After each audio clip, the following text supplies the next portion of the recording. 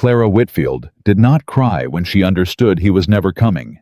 She stood on that empty platform with her suitcase at her feet, and the last train smoke fading into a Montana sky, the color of ash, and she made a decision so quiet no one around her would have noticed it.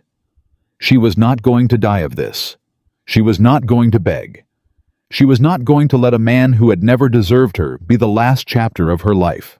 If you believe a woman can rise after losing everything, stay with me.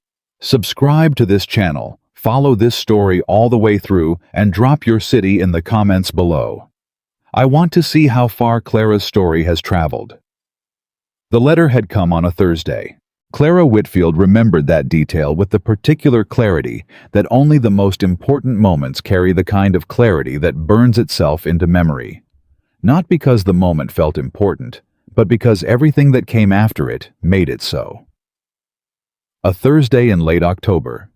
The Ohio sky, the color of pewter. Her students packed away for the afternoon, and the envelope sitting on the corner of her desk like a small, ordinary miracle. She had read it 3 times before she allowed herself to believe it was real. Dear Miss Whitfield, it had begun. And already that was something a man who wrote dear, like he meant it, who formed letters carefully, who did not rush the salutation the way a careless person might. I have been told you are a woman of good character and steady disposition, and that you are perhaps searching, as I am, for something more than what circumstance has provided.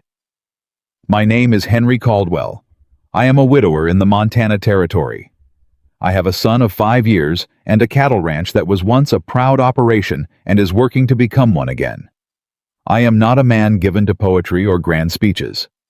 But I am an honest man, and I will tell you honestly that I am lonely, and that I believe a woman of your qualities might find something worthwhile in the life I can offer.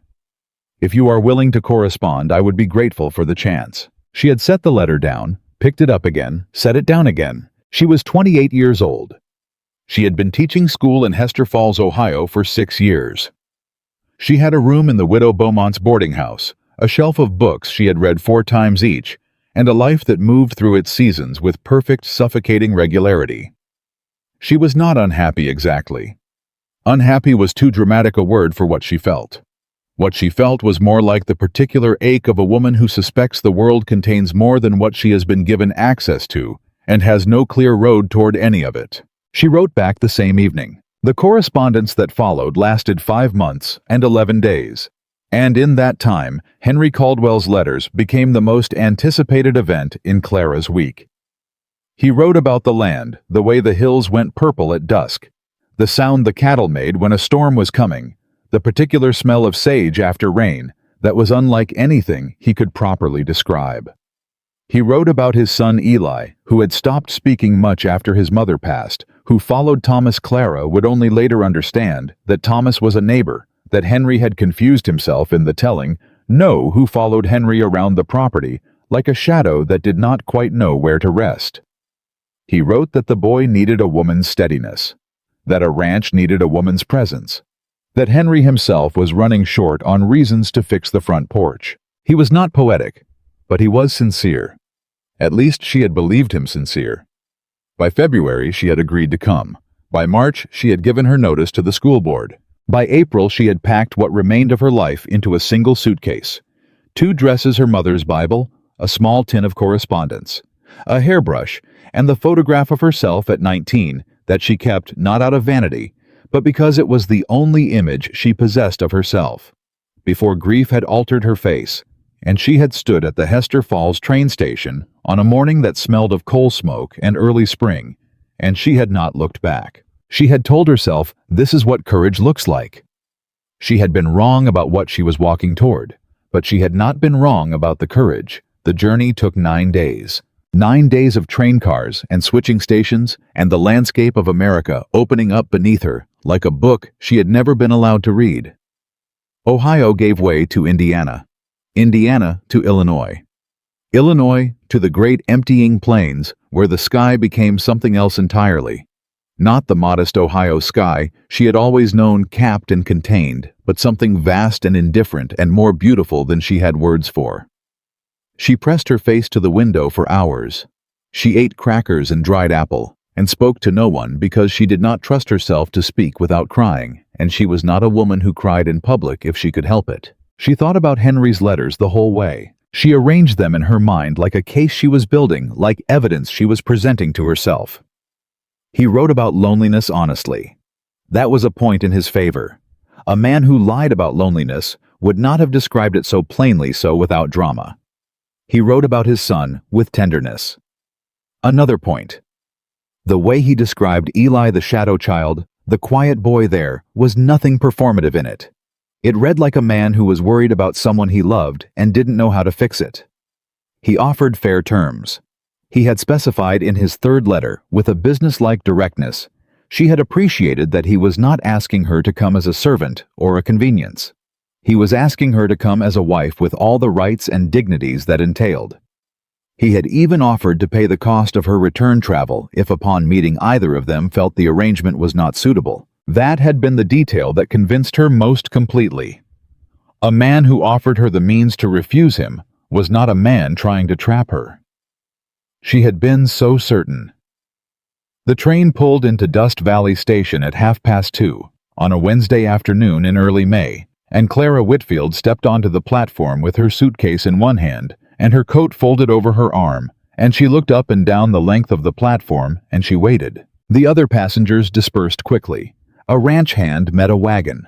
A woman embraced a daughter. Two men in dusty coats moved toward the saloon without looking back. The station agent collected tickets and disappeared inside. The train gave one long sigh of steam and began to pull away. Clara stood where she was. She told herself he was late. Ranchers were always late. That was something she knew from Henry's own letters, the way time moved differently out here, the way a broken fence or a sick calf could swallow an entire morning. She would wait. That was sensible. That was reasonable. She found a bench along the platform wall and sat down and set her suitcase beside her, and folded her hands in her lap, and she waited with the particular patience of a woman who has learned that composure is a form of dignity. An hour passed. The platform was empty. The station agent had locked the doors. Somewhere down the main street of Dust Valley, a dog barked at nothing. Clara opened her suitcase and took out Henry's last letter. She read it again, slowly searching for something she might have misunderstood. I will be at the station when the Wednesday train arrives. She had not misread it. She had not confused the date. She had the ticket right here with the date printed on it. Wednesday. This Wednesday. 2:30. She put the letter away. She told herself one more hour. One more hour, and then she would find someone to ask. That hour passed too. By the time she finally stood and walked off the platform into the main street of Dust Valley, the afternoon sun was beginning to lean toward the western hills, and Clara's feet ached, and something had shifted in her chest. Not broken, not yet, but strained like a rope pulled too taut. She approached the first person she saw, a woman hanging laundry outside a house near the end of the main street, her sleeves rolled to her elbows, her expression the flat, measuring look of a person who spent a great deal of time judging strangers. "Excuse me, ma'am," Clara said. "I'm looking for Henry Caldwell. I was expected this afternoon. Do you know where I might find him?" The woman stopped what she was doing and looked at Clara with an expression that contained several things at once: recognition, discomfort, and something that in a kinder person might have been pity. "Henry Caldwell," the woman said. "Yes, ma'am." "You the mail-order bride?" Clara felt the phrase land on her like a small stone. Not cruel precisely, but blunt in a way that reminded her suddenly of how this looked from the outside. "We had a correspondence arrangement," she said carefully. "We planned to meet today." The woman looked at her for a long moment. Then she set down the sheet she'd been hanging and wiped her hands on her apron. "Henry Caldwell left town 5 days ago," she said. "Sold off a portion of his upper pasture to the Renfrow outfit, collected the money, and rode out. Nobody's heard from him since." Clara heard the words. She processed them individually, the way the mind sometimes does when the whole is too large to absorb at once. Left town. 5 days ago. Rode out. Nobody's heard. "There must be some misunderstanding," Clara said, because she was a schoolteacher, and schoolteachers dealt in reason, and reason required that there be another explanation. Honey. The woman's voice was not unkind exactly, but it was tired the way the voices of women who have seen too many things get tired. Ain't no misunderstanding. He's gone, and from the look of you, I'd say you've come a good long way for nothing. Clara stood very still for a moment.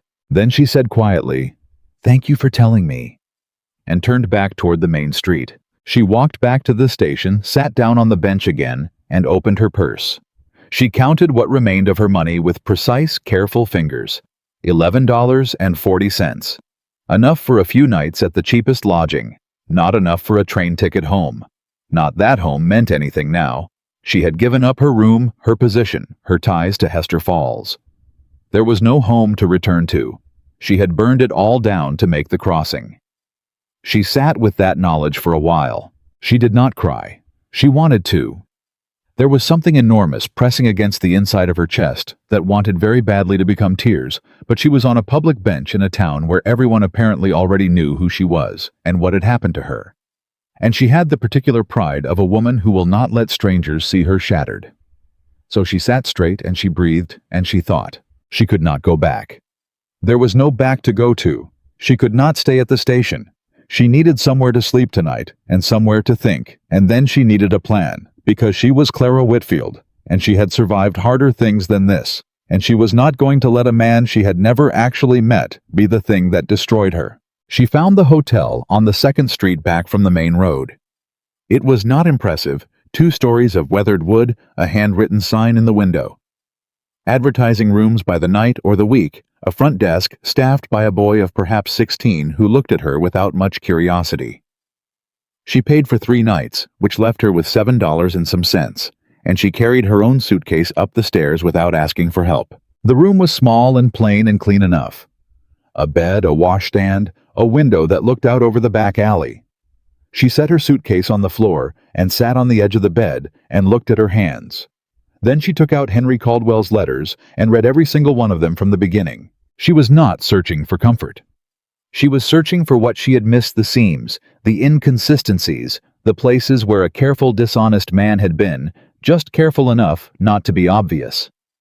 She read slowly, analytically, the way she used to read her students' compositions, looking for errors they hoped she wouldn't catch. And she found them. Not lies exactly, nothing so brazen as an outright untruth she could point to. But gaps. Places where his language was slightly too rehearsed. Places where an emotion was described, but not quite felt. A vagueness about dates. A reference to Eli's age that shifted between letters without acknowledgement. She was not stupid. She had simply trusted, and that was a different thing. By the time she folded the letters away and turned down the lamp, it was nearly midnight, and she had made several decisions. She would not leave Dust Valley until she had found work. She would not borrow money. She would not ask for charity. She would find something she could do, and she would do it with everything she had, and she would build from whatever scraps remained. She slept badly and woke early and went downstairs to the hotel's small dining room for a breakfast she could barely afford. And she sat at the table closest to the window, with a cup of coffee going cold in her hands, and the remnants of last night's ferocity very slightly dimmed in the hard light of morning. That was when the door burst open. She heard the bang of it before she registered anything else. The sharp crack of the door hitting the inner wall, the rattle of the frame, the collective startled silence of the 3 other people in the dining room. Then running feet, light feet, small feet, the unmistakable percussion of a child moving at full speed without any thought for the people around him. Clara looked up. A boy of about 6 years old had crossed half the length of the dining room in the time it took her to turn her head. He was small for his age, or perhaps not.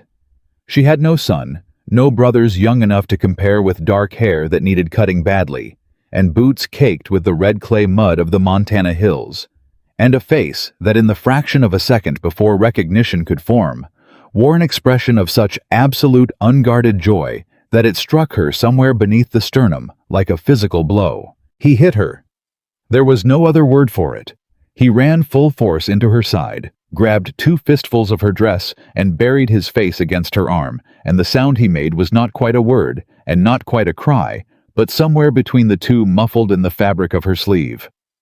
"Mama," he said. The dining room went very still. Clara did not move.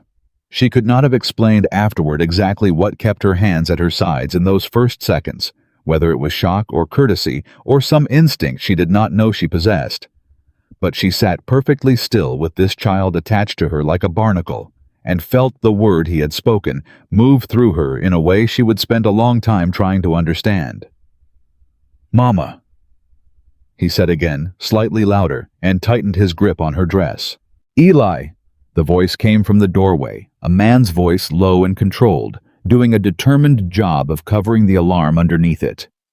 "Eli, that ain't... Mama's back. Eli. She came back." Clara looked up. The man standing in the doorway of the hotel dining room was perhaps 35, lean in the way that comes from hard outdoor work, rather than deprivation, with dark hair and dark eyes, and the particular expression of a person caught entirely without defenses. He was not a man, Clara thought immediately, who was accustomed to being caught without defenses. He looked like the kind of man who was usually the one doing the catching. He had his hat in his hands. He was turning the brim between his fingers without appearing to know he was doing it. "I am so sorry," he said, addressing Clara with a formality that sat oddly alongside his obvious distress. "He saw you through the window, and he lost his mother 2 years ago. She had brown hair. You..." He stopped. "I'm sorry.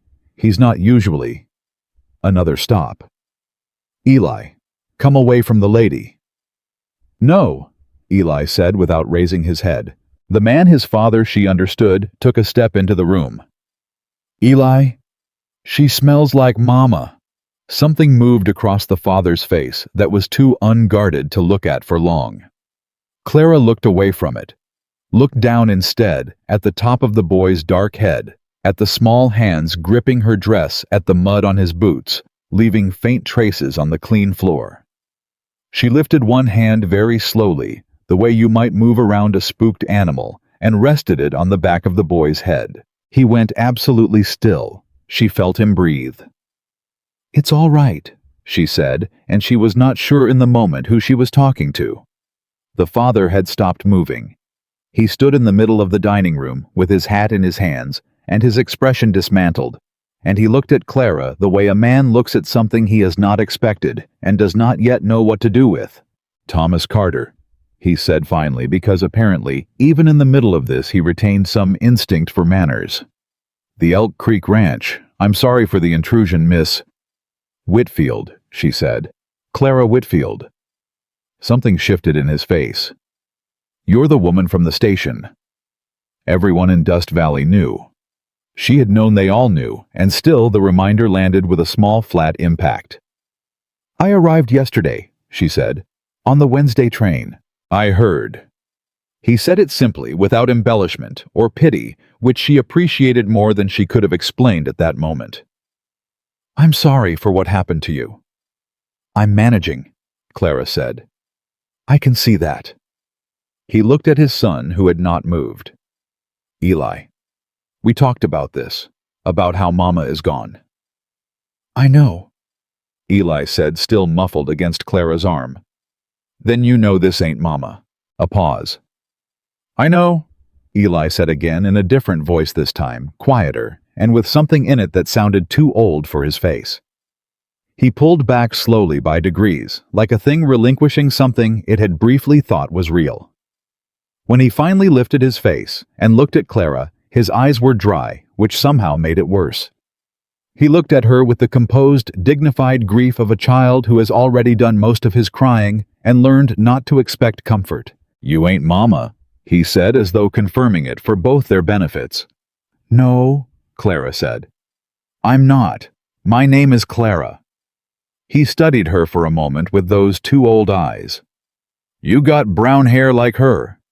"I suppose I do." "And you smell like her." He seemed to consider this. "Like lavender and wood smoke." She had washed her hair last night with the small cake of lavender soap she always traveled with, and she had sat close to the small heating stove in her room while it dried. She was not going to say any of that. "I'm sorry, I'm not who you thought I was," she said instead. Eli shrugged, a gesture so practiced in its forced casualness that she felt it again, that impact beneath the sternum. "That's okay," he said. "I make that mistake sometimes." She heard Thomas Carter exhale sharply behind him. Just breath, nothing more, but it carried weight. She looked up at the man. He was looking at his son with an expression that wanted very much to be controlled, and was failing at it around the edges. "Mr. Carter," she said. He dragged his attention to her. "Miss Whitfield, would you like to sit down? You and your son both look like you've been writing since before sunup." He blinked. Whatever response he had been bracing for it had not been that. We're not looking to impose." "It isn't an imposition. I'm sitting here alone, and your son has done me no harm." She looked at Eli. "Would you like some biscuits? The cook here makes decent biscuits." Eli looked at his father. Thomas Carter looked at Clara with an expression she couldn't fully read, watchful, measuring, uncertain, and then he did something she hadn't expected. He pulled out a chair and sat down, and Eli, without further ceremony, climbed into the chair beside her as though it were the most natural thing in the world. Thomas ordered coffee and biscuits for both of them. For several minutes they said very little. Eli ate with the concentrated focus of a hungry child who had been taught table manners and was currently choosing to honor about half of them. Thomas drank his coffee and looked out the window and occasionally looked at Clara in the way a man looks at a situation he is still trying to calculate. "How long are you planning to stay?" he finally asked. "Until I find work," Clara said. "Doing what?" "Teaching if there's a school, if not cooking or keeping house or whatever honest work is available." "There's no school," Thomas said. "Had one, but the teacher left 2 years back and nobody's replaced her. Town's been talking about it, but the money's not." He stopped. "Is that what you did?" "Teach? 6 years, Clara said. "Primary school." He looked at her in a way that meant he was filing that information somewhere. "How are you for supplies?" "I'm fine. Miss Whitfield." He said it with a particular firmness not unkind, but not accommodating of evasion. "I'm not asking to pry. I'm asking because you've been in this town one day, and you haven't had time to find work yet. And I saw you looking at the cost of that coffee before you decided whether to order it." Clara opened her mouth and closed it again. She had looked at the cost of the coffee. She had. The habit of it was so ingrained, she didn't even realize she'd done it. "I'm not in dire straits yet," she said, which was true, and which also told him something. He nodded slowly. "I've got a proposition." She waited. "The Elk Creek Ranch it's functional," he said. "Cattle operation, good land, solid fences mostly. But the house itself it's been running short on management since—" He stopped, chose different words. "There's no one looking after the household, the cooking and the organizing and the—" He glanced at Eli. "The things a house needs besides someone to fix the fences." "You're looking for a housekeeper," Clara said. "I'm looking for someone reliable," he said. "I can offer fair wages. Not extravagant. The ranch is working back from some hard years, but fair. And a room private with a proper door and a lock." "And the boy," Clara said. Something in his expression shifted. He's been having some hard stretches. Quiet. Won't eat some days. His teacher at another stop. He doesn't have his mother. And I'm out on the property most of every day because the alternative is losing the ranch, and I can't afford to lose the ranch, and I'm not managing all of it." It was the most words she had heard him say at once.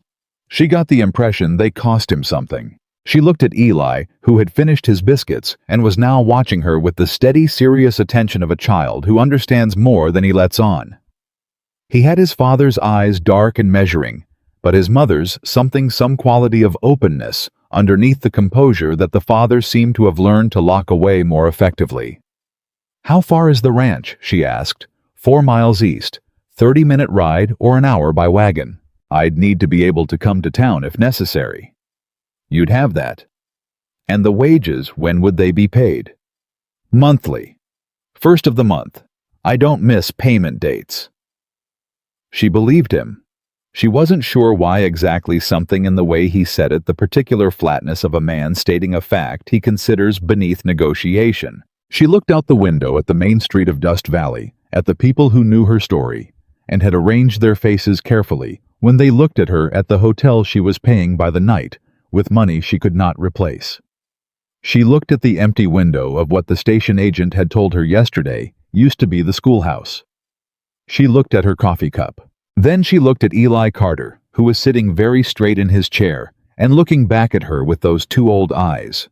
And she thought about how he had run across this room without hesitation, without calculating the risk, without protecting himself from the possibility of being wrong. And she thought about what it meant that this small person who had lost something enormous and still kept moving had looked at her and decided in a single unguarded moment that she was safe. She was not his mother. She would never pretend to be. But she understood in a way she could not have articulated, but felt with complete certainty that she could be something. "All right, Mr. Carter," she said. "I'll take the position." Thomas Carter did not smile. He was not. She was already gathering a man who smiled easily. But something in his face shifted, a slight release of some tension that had been living there, and he nodded once with the kind of gravity that meant more than an easy smile would have.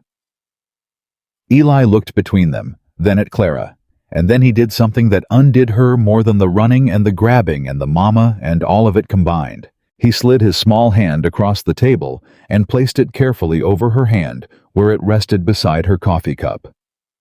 Not holding, not clinging, just resting there. A quiet statement of fact. She did not pull away. Outside the window, Dust Valley went about its ordinary morning, entirely unaware that something had just quietly, irrevocably changed.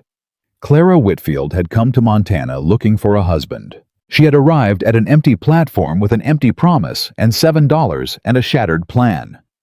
And in the small dining room of a second-rate hotel on her second morning, in a town that barely knew her name, she had just agreed to walk toward something she had no map for, led by the hand of a 6-year-old boy who had mistaken her for someone he loved and lost. She didn't know yet what that meant, but she kept her hand very still beneath his, and she didn't pull away. And in some part of herself that was quieter and truer than the part that made careful plans. She understood that this mattered. She did not know yet how much.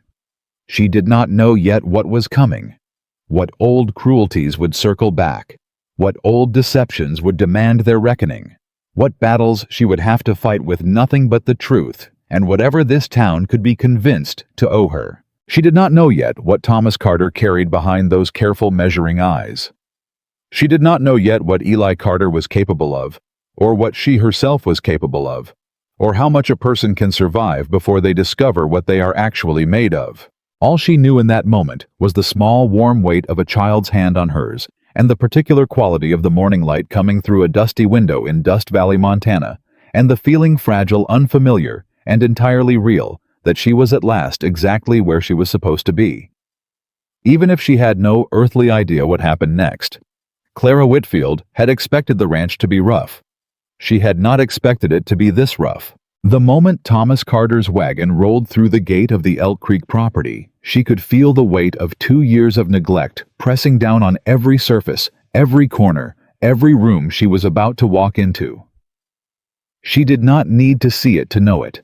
She could hear it in the way Eli went quiet in the seat beside her.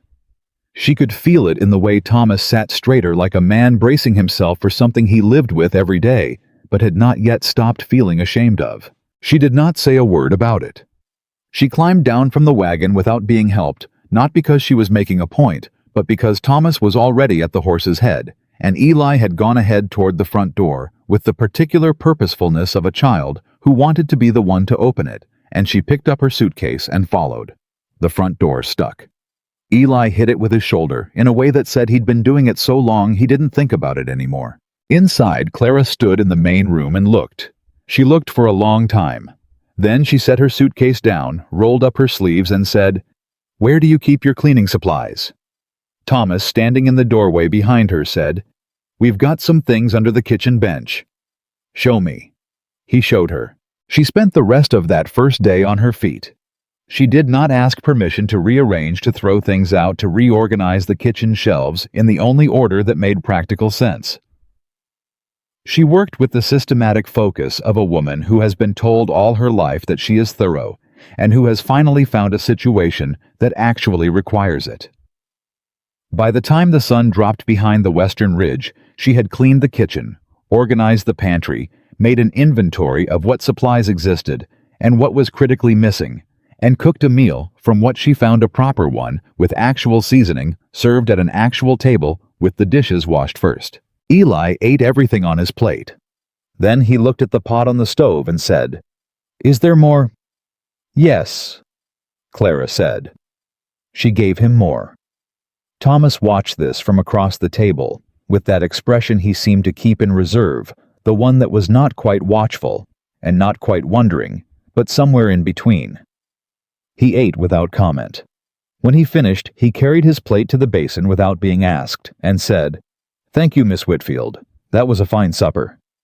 "Clara," she said. He paused. "Beg pardon?" "My name is Clara. Miss Whitfield makes me feel like I'm at the school board." Something moved at the corner of his mouth. It was not quite a smile, but it was the nearest thing she'd seen from him. "All right," he said. "Clara." "And you're Thomas," she said. "Not Mr. Carter." "Mr. Carter sounds like someone I should be afraid of." "Some people are," he said without any particular pride in it. "I'm not," she said. He looked at her for a moment. "No," he said. "I reckon you're not." It was the closest thing to a compliment she would get from Thomas Carter for the better part of a month, and she understood already that it counted for something coming from him. The first weeks were a negotiation of space and habit, and the unspoken rules that every household develops around its grief. Thomas left early and returned late.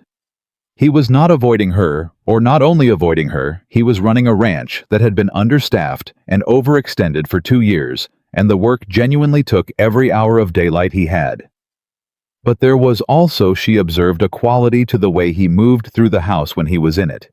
Careful, contained, like a man who had learned to take up as little room as possible so as not to disturb something fragile. She understood without being told that the fragile thing was the equilibrium he'd built to keep himself functional after his wife died. He had organized his grief into the shape of a working day. As long as he kept moving, kept repairing fences and managing cattle, and dealing with the business of the ranch, the grief stayed in its place. The moment he stopped, she suspected it came for him. So he didn't stop. Eli was a different matter. Eli did not leave early. Eli was right there from the first morning, sitting at the kitchen table watching Clara move around the space with the focused attention of a child doing a complicated calculation. She talked to him while she worked, not about anything significant, just the ordinary narration of what she was doing and why, the kind of talk that fills a silence without demanding anything in return. "I'm putting the flour on this shelf because it's closer to the stove, and that makes biscuits faster. Your father drinks his coffee black, which is a man's way of saying he doesn't want anyone fussing over him, but we're going to fuss a little anyway and see if he notices." Eli listened to all of it without expression. On the third day, he said, "Mama used to talk like that." Clara kept her hands moving on the bread dough. "Did she?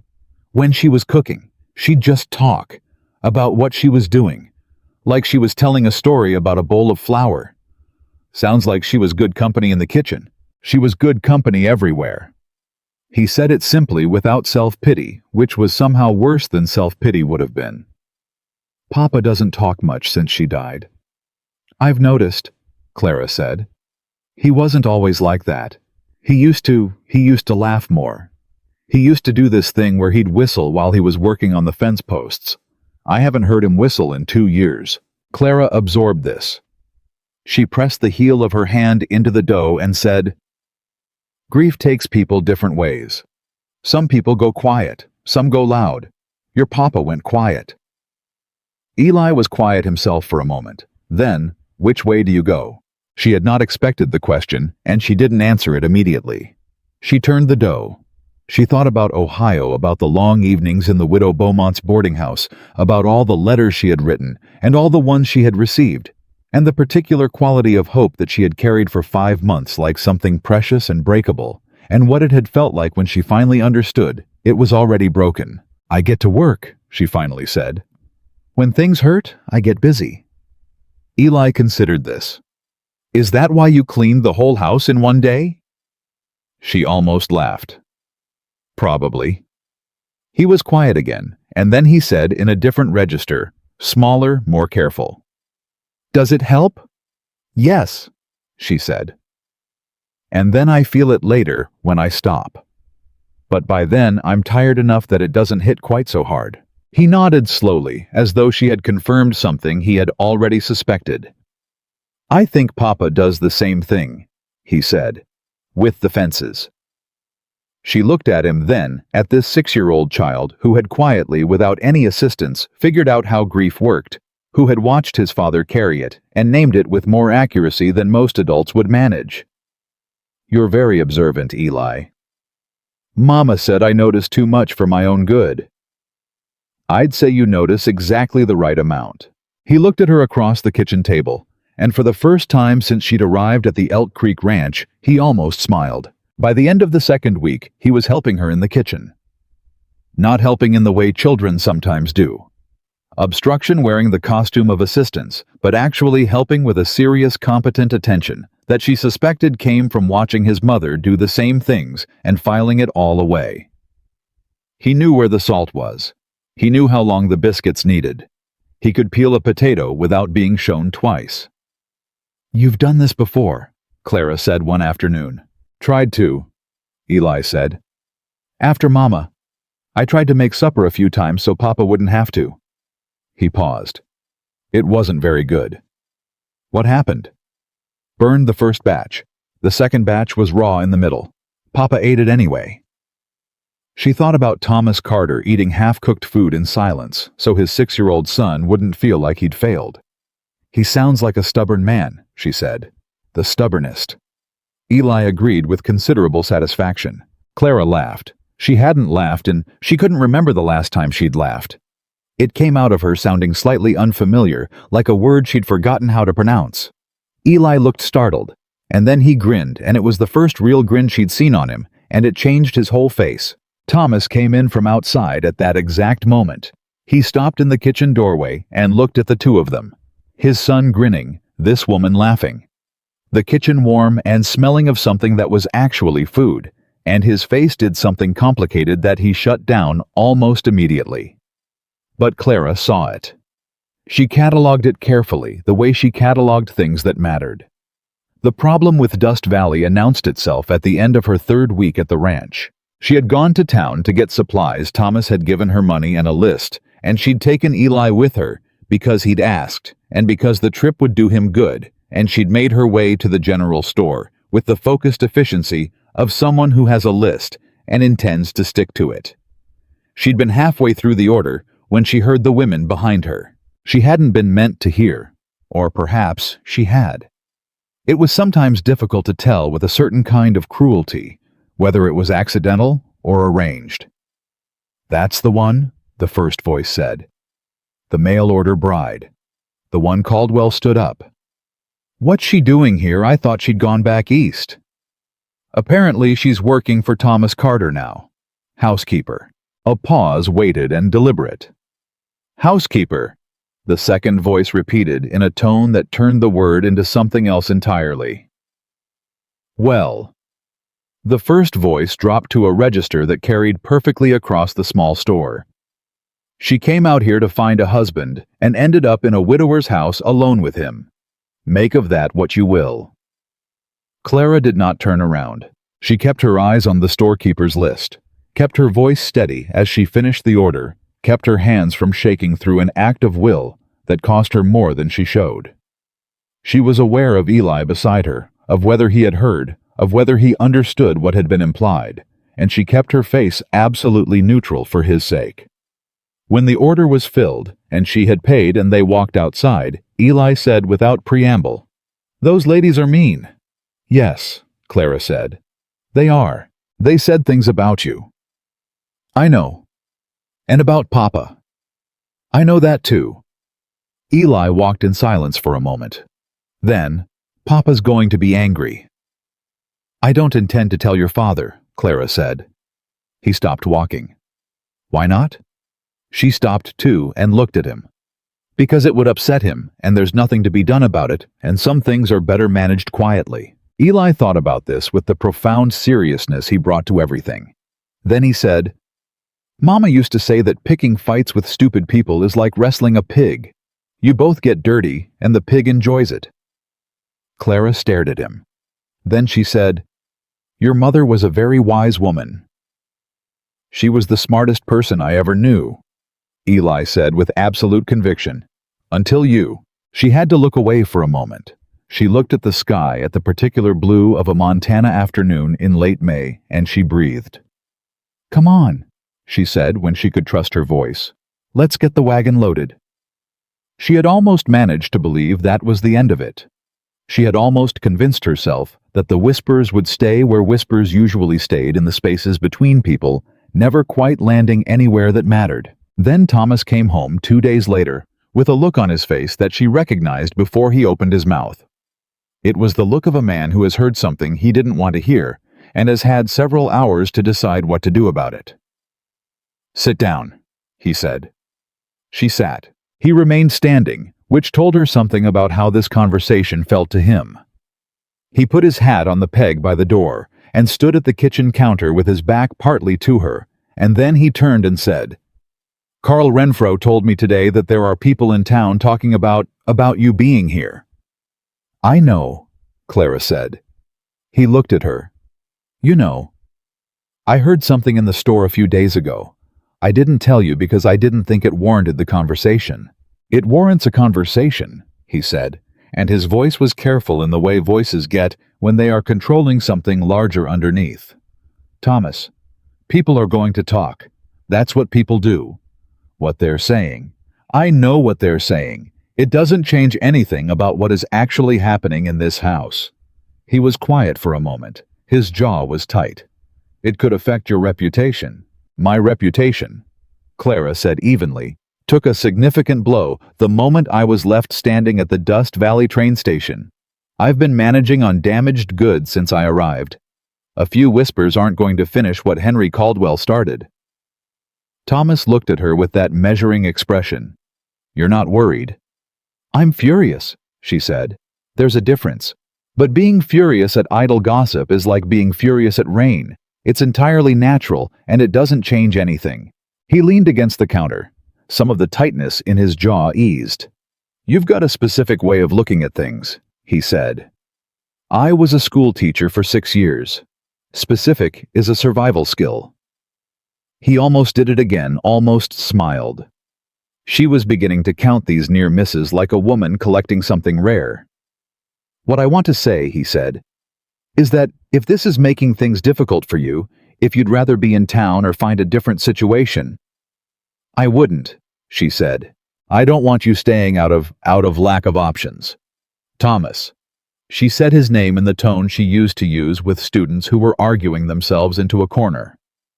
I am staying because this is a good position, because the work is honest, and because your son needs someone steady. That is not a lack of options.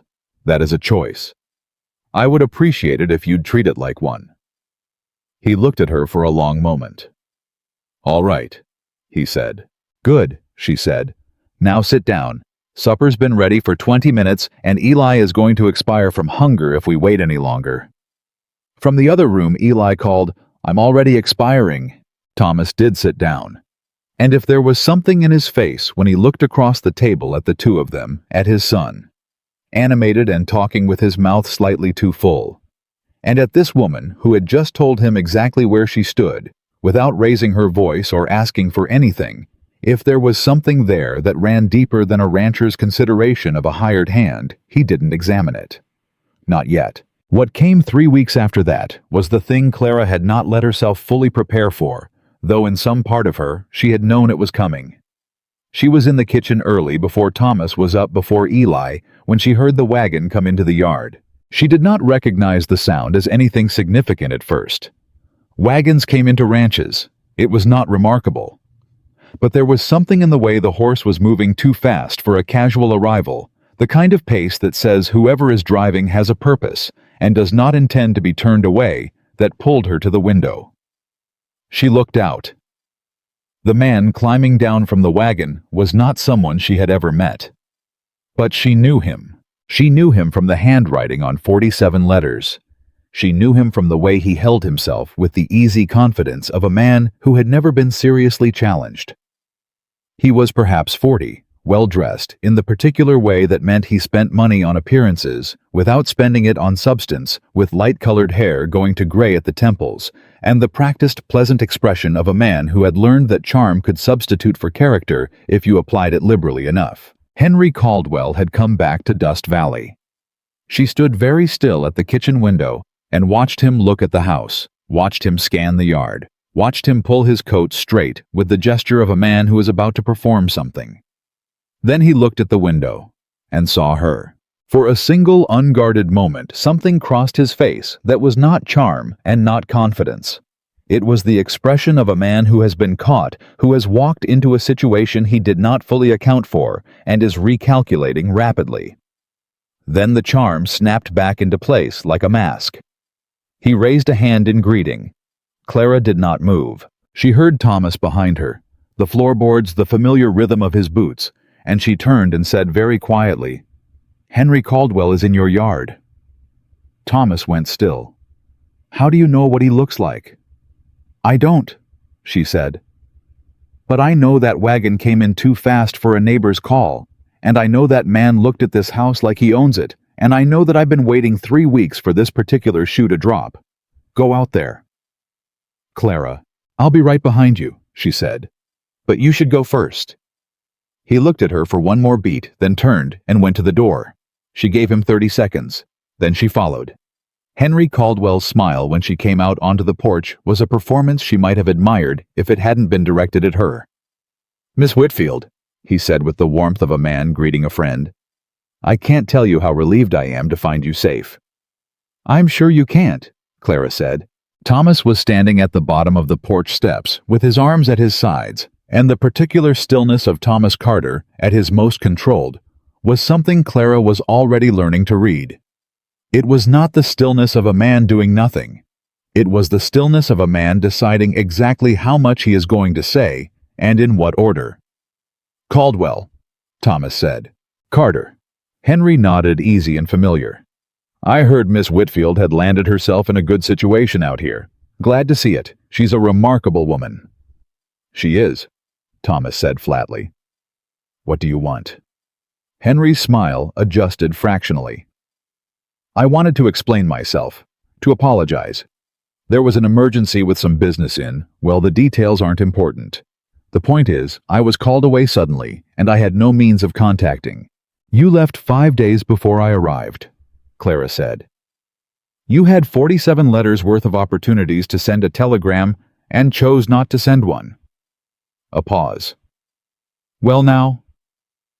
"You also wrote the same letters to at least 2 other women," she said. "I know because one of them wrote to me." That landed. Henry's pleasant expression did not disappear, but it rearranged itself into something more careful. "I don't know where you'd have gotten that idea. Her name is Ruth Abernathy," Clara said. "She's in Kansas. She received the same proposals, the same promises, and the same silence. She found me through the Women's Correspondence Network and wrote to ask if I knew what had become of the arrangement. I wrote back 3 days ago." Something moved across Henry's face, fast and controlled, but there.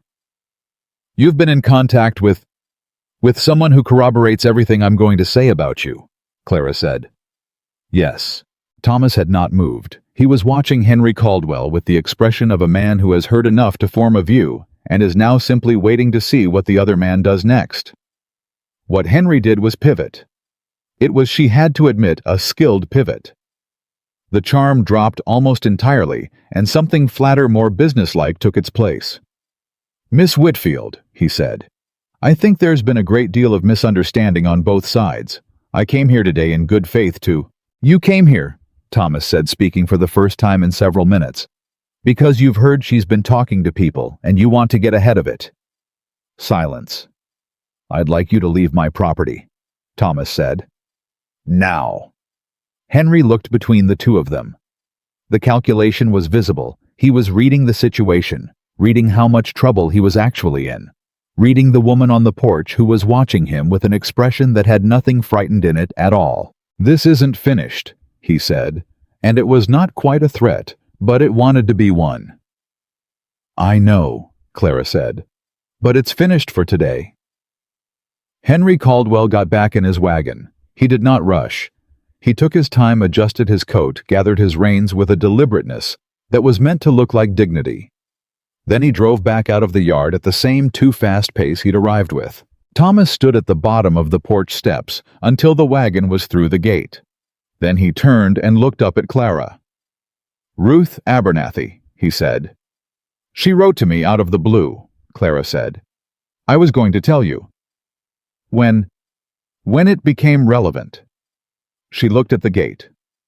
It just became relevant. He climbed the steps and stood beside her, and they both watched the dust settle from Henry Caldwell's wagon wheels. After a moment, Thomas said, "He'll be back." "I know. He's not the type to let something lie if he thinks there's still a way to manage it." "I know that too." "What are you planning to do?" She had been thinking about this since Ruth Abernathy's letter arrived. She had been thinking about it with the precise, systematic focus she brought to problems that mattered. Organizing what she knew and what she could prove and what she still needed. The way she used to organize a lesson plan. Not what she wanted to teach, but what she needed her students to actually learn. "I need to speak to a lawyer," she said. Thomas looked at her. "There's one lawyer in Dust Valley, and he's 70 years old and mostly manages wills." "Is he competent?" "Reasonably." "Then I need to speak to him," Clara said. "And I need to write to Ruth again. And I need—" She stopped. She became aware suddenly of how all of this must look from the outside, the hired housekeeper standing on the porch of a widower's ranch, making legal plans about another man entirely. She looked at Thomas. "I understand if this puts the ranch in an awkward position." He looked at her for a long time. "Clara," he said, and his voice was quieter than she'd heard it, stripped of its usual careful management. "That man left you alone on a train platform with nothing. He made promises to multiple women and walked away from all of them. He came onto my property today looking to frighten you into silence." She waited. "Whatever you need," Thomas said. "The ranch isn't an awkward position. It's on your side." She had kept her composure through Henry Caldwell's visit. She had kept it through 30 minutes of legal scheming and memory management. She kept it now just barely through the single short moment before she nodded and said, "Thank you, Thomas." He nodded back once, the way he had the day he'd offered her the position, that gravity, that meant more than a smile. From inside the house, Eli's voice reached them. "Is the bad man gone?" Thomas and Clara looked at each other. "You heard all of that," Thomas called back. "I heard most of it," Eli said completely unapologetically. "Is he gone?" "He's gone," Clara said. A pause. Then, "Good. Can we have supper now?" "Expiring again?" Thomas Carter made a sound she had never heard from him before. It took her a moment to identify it. He was laughing. It was quiet and brief, and slightly rusty from disuse, like a hinge that hadn't been turned in a long time. But it was absolutely genuine, and it changed his face, in the same way Eli's grin changed his, completely suddenly into something that showed you the person underneath the careful construction. Clara looked away before he could see what that did to her face. She went back inside to start supper. But she carried that sound with her for the rest of the evening, quiet, brief, rusty with disuse. And she knew, with the particular knowledge that comes not from reasoning, but from somewhere deeper and less manageable, that Thomas Carter was going to be considerably more difficult to be sensible about than she had planned. She had come to this ranch to work. She was still working, but the territory had shifted in ways she hadn't mapped, and the ground beneath her feet was no longer the straightforward thing she had told herself it was going to be. Outside, somewhere on the ridge, the cattle moved through the late evening dark, and the ranch settled into the particular quiet of a place that was slowly and unevenly, and without anyone's permission, beginning to feel like it had a future again. The lawyer's name was Edmund Hare, and he was 72 years old, nearly deaf in his left ear, and sharper than anyone in Dust Valley gave him credit for. Clara found that out in the first 10 minutes. She had gone to his office the following Monday. Thomas had driven her to town without being asked, which she noted and did not comment on, and she had sat across from Edmund Hare's cluttered desk and laid out everything. Henry Caldwell's letters, the timeline, Ruth Abernathy's correspondence, the money Henry had collected from the land sale before he disappeared. The names of the other women she had begun to suspect existed beyond Ruth based on details in Henry's letters that didn't quite line up with a man who had been writing to only 2 women. Edmund Hare listened to all of it without interrupting. He picked up each letter she placed before him, read it with the slow thoroughness of a man who had been reading documents for 50 years and had learned not to skim anything, set it down, picked up the next one. When she finished, he folded his hands on the desk and said, "How many women do you think?" "At least 4, Clara said. "Possibly more. And you have contact with one other, Ruth Abernathy. She's willing to correspond further. She may be willing to testify in writing." He looked at the stack of letters. "This is fraud, Miss Whitfield. What Caldwell did soliciting commitments from multiple women collecting money and property in anticipation of a marriage he never intended to complete, causing those women to suffer material loss that is actionable." "I know," Clara said. "I was a school teacher, not a lawyer, but I know enough to know that. The difficulty," Edmund said, "is that courts in this territory are not always inclined to view correspondence arrangements between women and men as binding contracts. There are judges who will tell you that a woman who travels to meet a man she's never met has exercised poor judgment, and that poor judgment is not the court's concern." "I know that too," Clara said, "which is why I'm not coming to court as a woman who was heartbroken. I'm coming as a woman who suffered material loss. I gave up my teaching position. I paid for travel I cannot recover. I arrived with financial resources that have been depleted by the necessity of establishing myself here because the arrangement I relied upon did not materialize. That is not a matter of feelings. That is a matter of money." Edmund Hare looked at her over the top of his glasses for a long moment. "You've thought about this carefully," he said. "I've thought about very little else for 3 weeks, she said. He almost smiled. "All right, Miss Whitfield, here is what I need from you." He needed documentation. He needed every letter, every date, every amount she had spent in connection with the arrangement, travel costs, the hotel, the supplies she'd needed on arrival. He needed Ruth Abernathy's written account. He needed, if possible, the names of any other women. He also needed time. "How much time?" Clara asked. "Weeks, possibly months. Caldwell is not going to make this easy.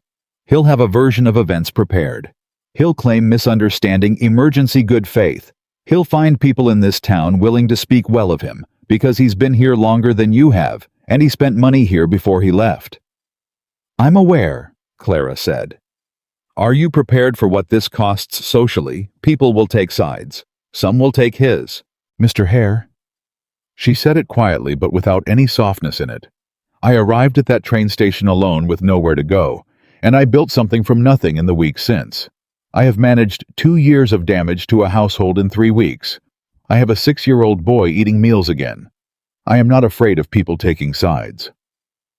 Edmund Hare picked up his pen. "I'll take your case," he said.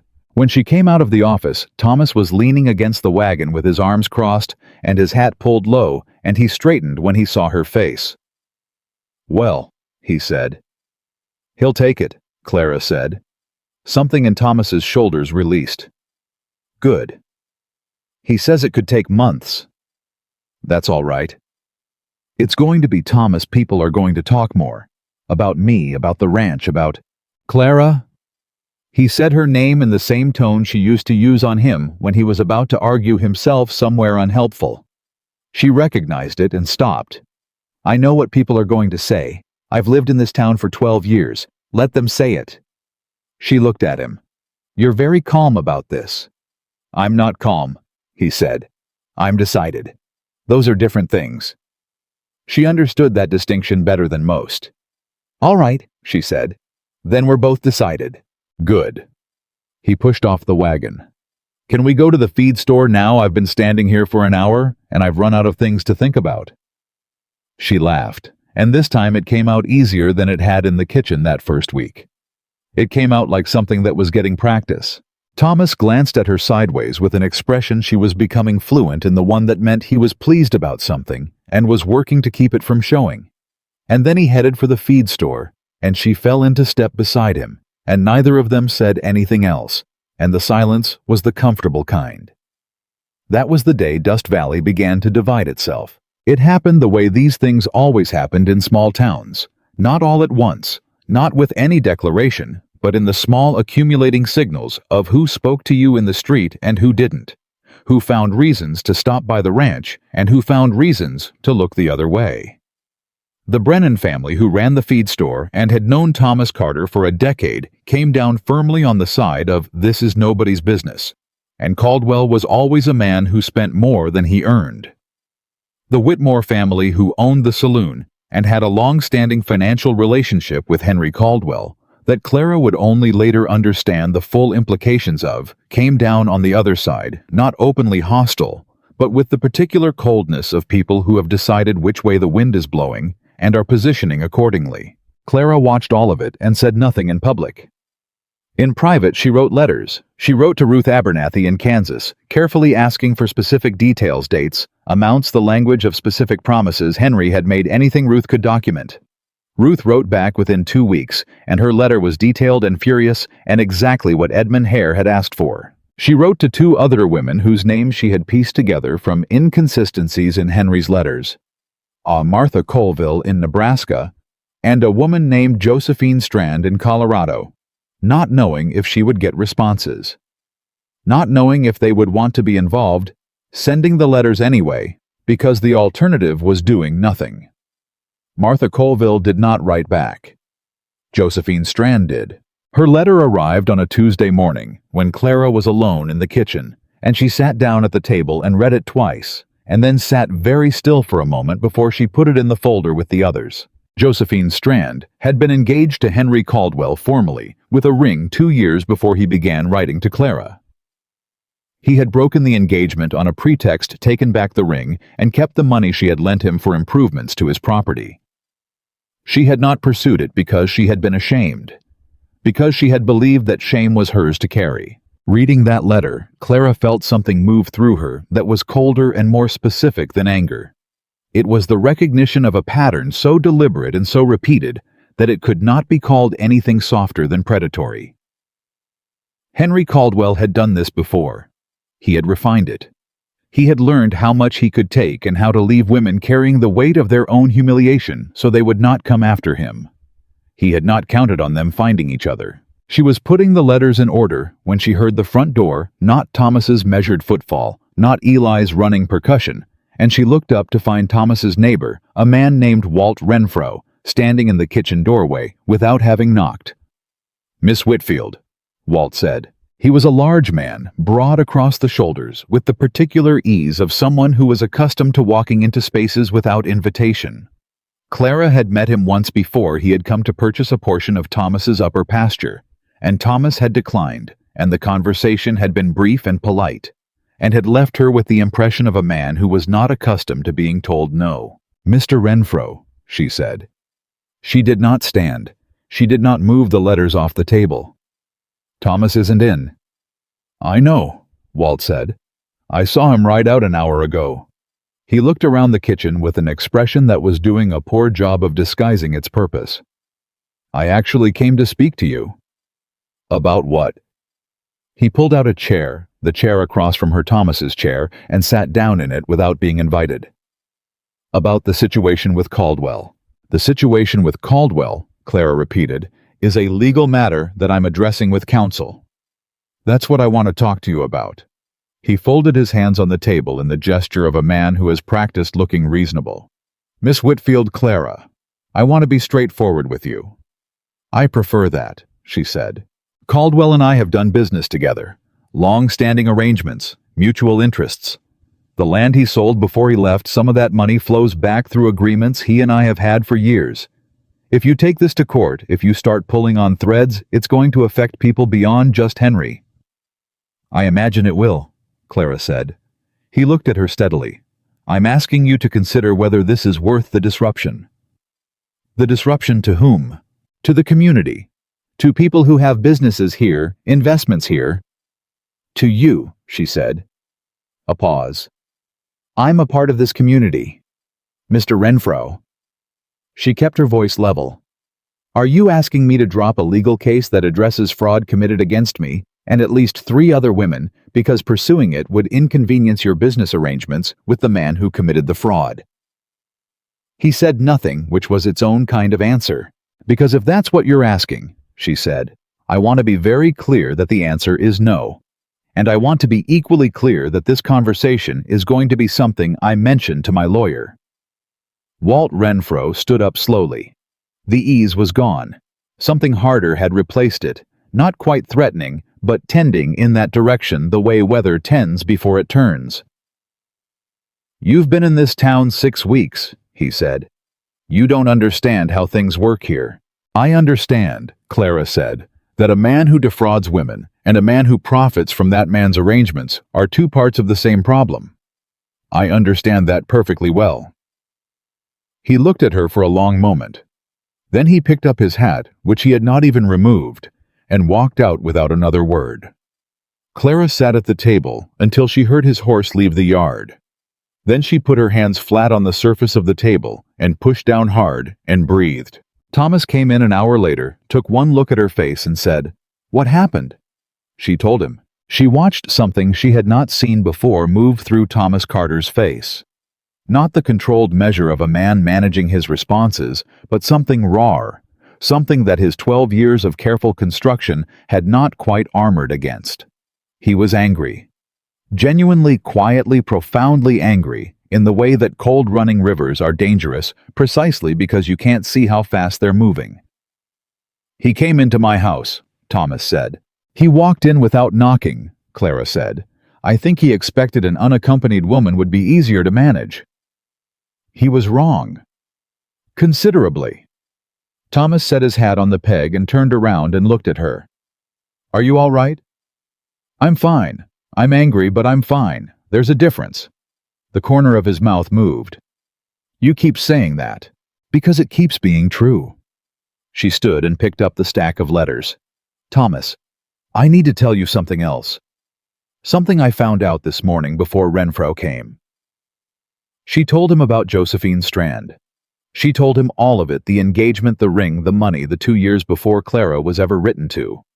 She watched his face as she talked and saw him understand step by step what that meant about the nature and scale of what Henry Caldwell had been doing. When she finished, he was quiet for a long time. He practiced on her, Thomas said finally. Yes. He refined it, so that by the time he got to you, he had worked out exactly what to say and what to take and how to leave. She set the letters down. This was not an impulse or a moment of weakness or a man who made poor decisions under pressure. This was deliberate and repeated, and he knew what he was doing every single time. Thomas looked at the letters. I want to go find him, he said. I know, she said, and I need you not to. He looked at her. Because if you do, she said, it becomes something physical between 2 men, and the law looks at it as a personal dispute, and it stops being about what he did to me and the other women, and starts being about you and him. And I need it to stay about what he did. I need the law to see him clearly, and I need your name clean when I walk into that courtroom. The silence that followed was the particular silence of a man being asked to do something that cost him more than it looked like from the outside. She knew what she was asking. She was asking Thomas Carter, who had been managing his feelings in the shape of physical work for 2 years, who expressed everything he couldn't say through action and presence and the fixing of things to stand still. All right, he said at last. Thank you. Don't thank me, he said. I haven't decided. I'm not going to regret it. She almost laughed, but his face was too serious and her own chest was too tight. Just stay clean, she said. That's all I'm asking. He nodded. Once. The gravity of it. Then Eli appeared in the kitchen doorway in his boots and his coat, with his hair flattened on one side from the hat he'd been wearing, and he looked between the two of them and said with the unerring instinct of a child who reads rooms accurately, "Is this the kind of problem where I should ask questions, or the kind where I should just set the table?" Thomas looked at his son. Something in him shifted. She could see it the way the rigid line of his shoulders changed the way his face did the small involuntary thing it did when Eli appeared and reminded him of what still existed that was worth protecting. "Set the table," Thomas said. "Okay," Eli said, and went to get the plates without further comment. It was 3 days after that when Henry Caldwell made his next move. He did not come to the ranch. He did not come to Edmund Hare's office. He sent a letter formal lawyerly in tone, though almost certainly not written by a lawyer using the language of legal procedure without quite getting it right, like a man who has read enough to sound educated and not enough to be accurate. The letter accused Clara Whitfield of breach of contract. It claimed that their correspondence had constituted a binding agreement that Clara's failure to pursue the arrangement upon her arrival, her decision to seek employment elsewhere rather than to locate and engage with Mr. Caldwell, constituted abandonment of said agreement, and that Mr. Caldwell had suffered material and reputational damages as a result. He was going to court. He was going first. Clara read the letter twice, sitting at the kitchen table in the early morning before either Thomas or Eli was awake. Then she folded it neatly, put it in the file with the others, and sat for a moment with her hands in her lap and the particular stillness of a person who has just had their worst-case scenario confirmed and has discovered that it doesn't feel the way they expected. She had expected fear. What she felt instead was clarity. He had sent this letter because he was frightened. A man who is confident in his position does not sue first. A man who sues first is trying to control the ground before the other party can get onto it. He had calculated that she would receive this letter and feel overwhelmed and outmaneuvered and retreat. He had been calculating wrong since the day he left that train station empty. When Thomas came downstairs, she pushed the letter across the table to him without preamble. He read it. His jaw tightened. He set it down. "He's going to court," he said. "He thinks he's going first," Clara said. "He's not. I need to get to Edmund Hare this morning." Thomas looked at her. "I'll saddle the horse." Edmund Hare read the letter with the same slow thoroughness he brought to everything, and when he finished reading, he set it down and made a sound that in a younger man might have been a laugh. "He's overreached," Edmund said. "Tell me," Clara said. "He's claiming breach of contract on a correspondence arrangement, which means he's acknowledging the arrangement existed. Which means he's acknowledging he made promises. Which means he's handed me the foundation of your case in his own filing." Edmund picked up the letter again. "This man is not working with a lawyer. This is his own composition." "How do you know?" "Because a lawyer would have advised him not to do this." He set it down. "Miss Whitfield, he has made your argument for you. Now we respond, and we respond with everything: the letters, Ruth Abernathy's account, Josephine Strand's account, the timeline, the money. We file first thing tomorrow." Clara looked at the stack of documents she had been assembling for weeks. Every letter, every date, every dollar she had spent and could document.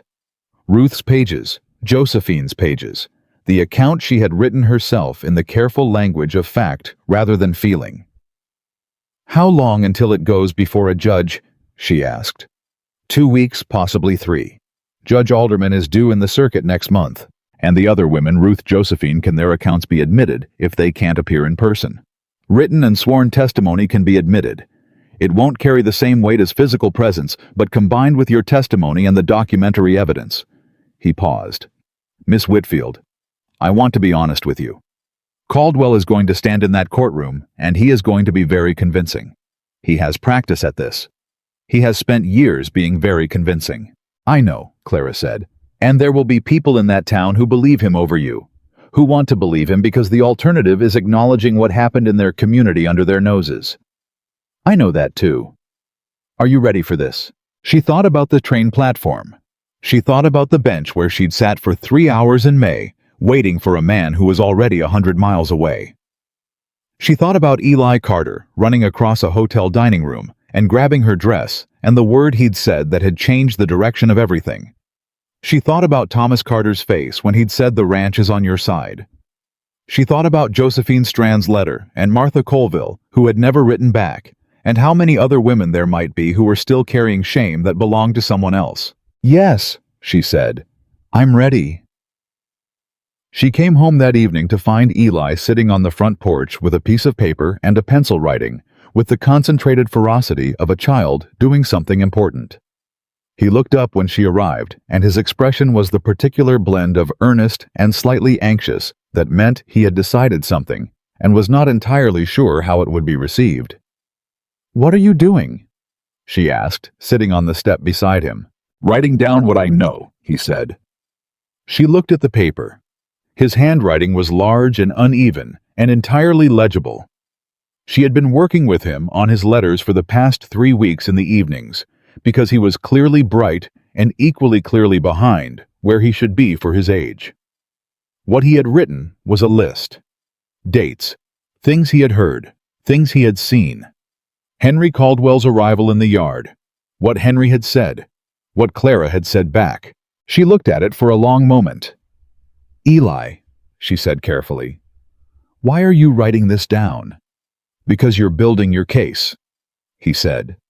"You told Edmund Hare everything you had, but I was there for some things that you didn't know I heard." He looked at the paper. "Papa says evidence means things you can show the judge. I heard Caldwell in the yard. I heard what he said to you. I know what he looked like when he said it." He paused. "I'm 6, but I can remember things." She had to work hard, the hardest she'd worked since the whole business started to keep her expression steady. "Does your father know you're doing this?" she asked. "I told him I was writing something for Clara's case," Eli said. "He didn't say not to." She looked at the paper again. A 6-year-old boy sitting on a porch in the late afternoon building his own evidence file. She thought about what that meant, that this child who had lost more than children should lose, who had spent 2 years quiet and closed and waiting for something to stay, had decided this was worth fighting for. Had decided she was worth fighting for.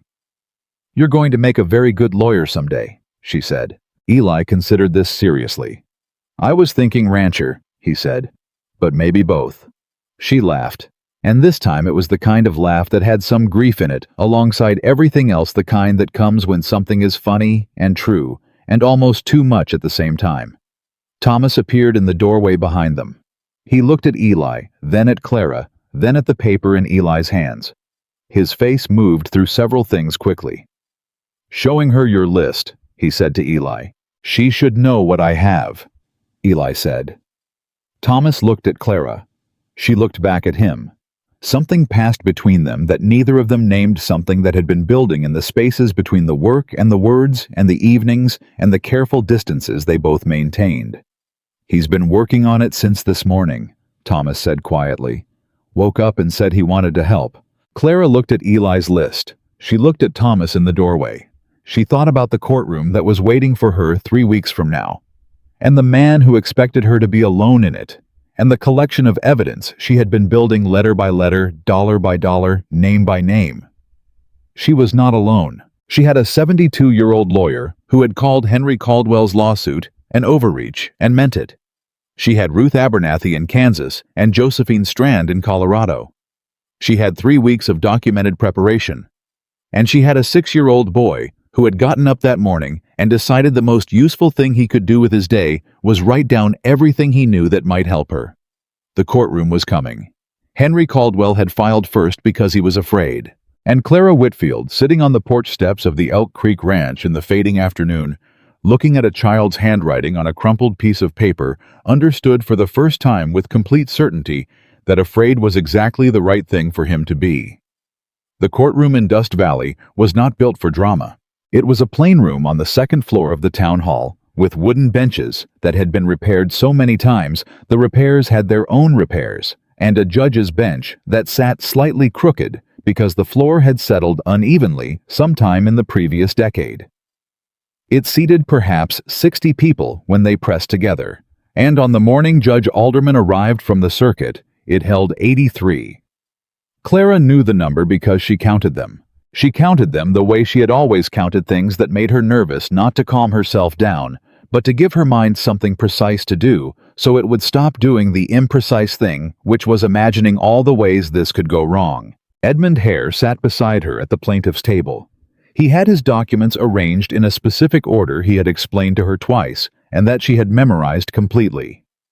To her left at a slight distance sat Thomas Carter, who had come without being asked, and who, when she had told him the night before that he didn't need to be there, had looked at her with the expression he used when he considered a statement too foolish to dignify with argument. "I'll be there," he had said. That was all. Eli was not there. They had agreed on that together. Thomas had said it first, and Clara had already been thinking it. The courtroom was not a place for a 6-year-old, and whatever happened inside it should not be the thing Eli Carter carried into his understanding of how the world worked. He was at the Brennan farm under the care of Martha Brennan, who had pressed Clara's hand firmly at the door that morning and said, "You go in there and you tell the truth loud enough for all of them to hear it," with the particular ferocity of a woman who had been wanting to say something useful for weeks. Henry Caldwell sat at the defendant's table with a man named Price, who was a lawyer from Billings, and who had the practiced calm of someone paid well to appear untroubled by things that should trouble him. Clara had looked at Price when she walked in. Then she had looked at Henry. Henry had looked back at her with the expression she was beginning to understand was his default setting under pressure. Pleasant, composed, slightly sorrowful, the expression of a man who wishes things hadn't gone this way, and who hopes everyone in the room can see how reasonable he is being. She had looked at him for exactly long enough to confirm she was not afraid of him. Then she had sat down and looked at Edmund's documents, and not looked at Henry Caldwell again. Judge Alderman was 60 years old, compact and unhurried, with eyes that moved around the room and saw everything without appearing to look at anything in particular. He read through the filings with the same kind of slow deliberateness Edmund had, and the courtroom held its collective breath and waited. When he finished, he looked up. "Mr. Price," he said, "your client has filed a claim of breach of contract. You may open." Price stood and spoke for 12 minutes. Clara listened with complete attention, not for the content, she already knew the content, but for the construction. The way he built Henry's case, the words he chose, the emotional register he aimed for. He was good.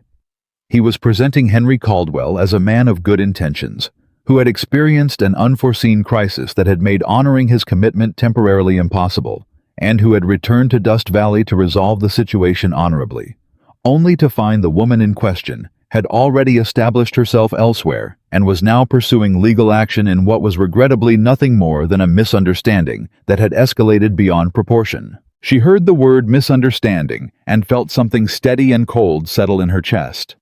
Edmund rose when Price sat down. He spoke for 8 minutes. He was not flashy. He was methodical and quiet and precise, the way a man is when he knows the evidence is on his side, and his job is simply to make the judge see it clearly. He laid out the timeline first: Henry Caldwell's departure 5 days before Clara's arrival, the sale of the property, the absence of any communication. He introduced the letters, all 47 of them, as a collected exhibit. He named Ruth Abernathy and Josephine Strand. He named the financial loss. He named plainly and without embellishment what the law of the territory said about fraud. He sat down. Price was already leaning toward Henry, and Henry was already composing his face into the expression of a man who has something important to say. Judge Alderman looked at the courtroom over the top of his papers. "We'll hear from Mr. Caldwell first," he said. "Mr. Caldwell, you filed this complaint. The floor is yours." Henry stood. He was good on his feet.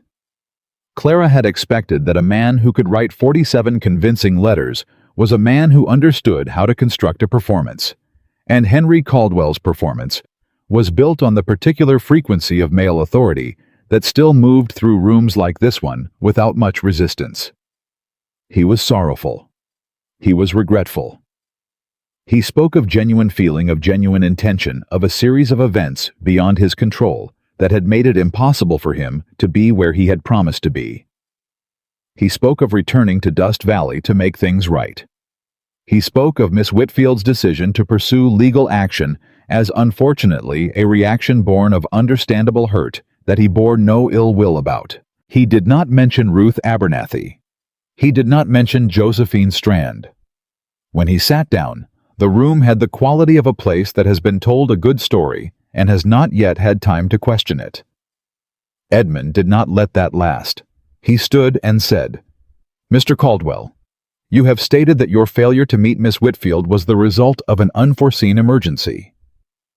What was the nature of that emergency?" Henry looked at Price. Price gave him a small nod. "Business matters," Henry said. "A financial situation that required my immediate attention. Where did this situation require you to go? I'd rather not say in a public—" "Mr. Caldwell." Judge Alderman's voice was not loud. It didn't need to be. "Answer the question." A pause. "Billings," Henry said. "You went to Billings," Edmund said. "And when did you know you would need to go to Billings?" "It was sudden. The land you sold to the Renfro operation, the transaction was recorded at the county office on May 3rd. Miss Whitfield arrived on May 8th. The sale required scheduling negotiation and documentation. When did those conversations begin?" Silence. "Mr. Caldwell." "Several weeks prior," Henry said quietly. The room shifted. Clara felt it, the subtle collective recalibration of 83 people who had been told one story and were now hearing the beginning of another. "Several weeks prior," Edmund repeated. "So while you were corresponding with Miss Whitfield and assuring her of your intention to meet her, you were simultaneously arranging a land sale that you knew would require your departure from Dust Valley before her scheduled arrival. The timing was, yes or no, Mr. Caldwell?" Henry looked at Price. Price did not look back. Henry said, "The timing overlapped, yes." Edmund nodded the way a man nods when the answer was the only answer available. Then he said, "I'd like to introduce Exhibit 14. Exhibit 14 was Ruth Abernathy's sworn and notarized written testimony. Edmund read relevant sections aloud in the flat, clear voice of a man who was letting the words do the work. Ruth had written in plain Kansas English, no flourishes, no dramatics, just the dates and the promises and the amounts and the silence. She had sent her letters to Henry Caldwell. She had received assurances. She had made preparations. He had stopped writing without explanation. When Edmund finished reading, the room was very quiet. "I'd also like to introduce Exhibit 15, Edmund said. Josephine Strand's account. Older, more detailed, in the particular way of a woman who had had 2 years to understand what had happened to her and had chosen finally to put it into words that would be useful. She named the ring. She named the money. She named the exact language of promises that were word for word in several places identical to language in Henry Caldwell's letters to Clara Whitfield. Edmund set the document down. "Mr. Caldwell," he said, "were you simultaneously in correspondence with Ruth Abernathy of Haskell County, Kansas? During the same period you were writing to Miss Whitfield?" Henry's pleasant face had been doing a great deal of work for the past 20 minutes. It was tiring visibly. "I may have corresponded with several women. Were you or were you not presenting yourself to more than one woman as a prospective husband during the same period?" Price was on his feet. "Objection, Your Honor. Relevance. It goes directly to intent," Edmund said without raising his voice. "The question before this court is not whether an arrangement existed. Mr. Caldwell's own filing acknowledges that it did. The question is whether the failure of that arrangement was the result of unforeseen circumstance, as Mr. Caldwell claims, or deliberate fraud. The existence of identical arrangements with multiple women simultaneously is material evidence of intent." Judge Alderman looked at Price. "Overruled." "Answer the question, Mr. Caldwell." Henry looked at the room. He looked at 83 people who had known him for years, who had done business with him, who had taken his money and exchanged pleasantries, and understood him to be a certain kind of man. He looked at Clara. She looked back at him, and she had the same expression she'd had the first time he came to Thomas's yard, steady, clear, entirely without fear. "I corresponded with more than one woman," Henry said. "Yes." The sound the courtroom made was not loud. It was a kind of collective exhale, the sound of a truth landing in a space that had been built to receive it. Price was already writing on his notepad. Henry sat with his hands flat on the table and looked at nothing. Edmund sat down. It was Clara's turn. She stood. She walked to the place Edmund had directed her to, and she stood there, and she felt 83 pairs of eyes on her, and she felt the weight of everything that had brought her to this room. 9 days on a train, an empty platform, a counted purse, 47 letters from a man who had been lying before she even wrote back, and she breathed. Judge Alderman said, "Miss Whitfield, tell me in your own words what happened." She told him. She told him from the beginning. She was not a dramatic woman by nature, and she told it without drama, the correspondence, the decision, the preparations she had made, the things she had given up, the train, the platform, the bench where she had sat and waited. She told it in the flat, factual language of a woman who has decided the facts are dramatic enough on their own and do not need her help. She named amounts. She named dates. She named what she had left behind in Ohio that she could not return to. And then she said something she had not told Edmund she was going to say. She had decided it that morning sitting in Thomas's kitchen while it was still dark, turning it over until she was certain it was right. "I want to be clear about something," she said. "I am not standing here because Henry Caldwell broke my heart. I am not asking this court to punish him for that. Hearts are not the court's concern." She looked at the judge. "I am standing here because a man presented himself as something he was not, made promises he had no intention of keeping, used those promises to secure financial and social advantages for himself, and left women, multiple women, carrying the weight of the loss he had engineered. And I am standing here for Ruth Abernathy in Kansas, who wrote to me 2 months ago and said she thought she was alone. And I am standing here for Josephine Strand in Colorado, who has been carrying shame for 2 years that was never hers to carry." Her voice did not waver. "A man who does what Henry Caldwell has done relies on the belief that women will be too embarrassed to name it. I am not embarrassed. I am here. And I am asking this court to see this clearly for what it is." The room was absolutely still. She sat down. Edmund put his hand briefly on the table beside hers, not touching, just closed the gesture of a man indicating support without making it about himself. Thomas, 2 seats to her left, was looking straight ahead. His jaw was set in the way it got when he was managing something large. She did not look at him.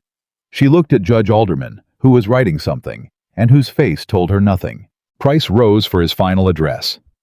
He was good at this part. He spoke about the complexity of correspondence arrangements, about the impossibility of holding a man to a contract that had never been formalized, about the inherent uncertainty of these long-distance arrangements, and the mutual risk accepted by both parties. He was smooth and reasonable, and did a skilled job of making everything Clara had said sound like the unfortunate result of a miscommunication that had been emotionally amplified. He sat down.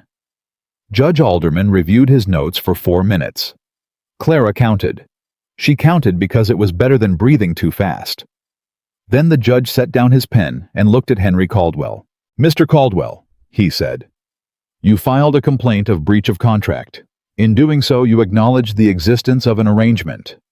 The evidence presented today demonstrates that this arrangement was made simultaneously with identical arrangements with at least 2 other women, and that your departure from Dust Valley was not the result of unforeseen emergency, but of planning that preceded Miss Whitfield's scheduled arrival.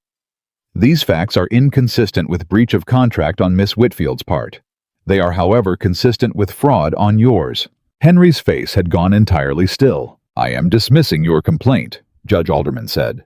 "Furthermore, I am finding in favor of Miss Whitfield's counterclaim. You are ordered to reimburse Miss Whitfield for documented costs incurred as a direct result of your misrepresentation, travel expenses, lodging, and lost earnings for the period of displacement.